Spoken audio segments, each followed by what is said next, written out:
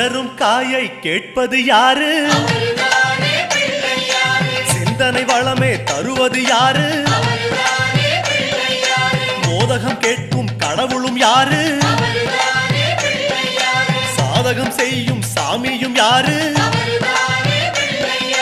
பாகும் பருப்பும் கேட்பது யாரு?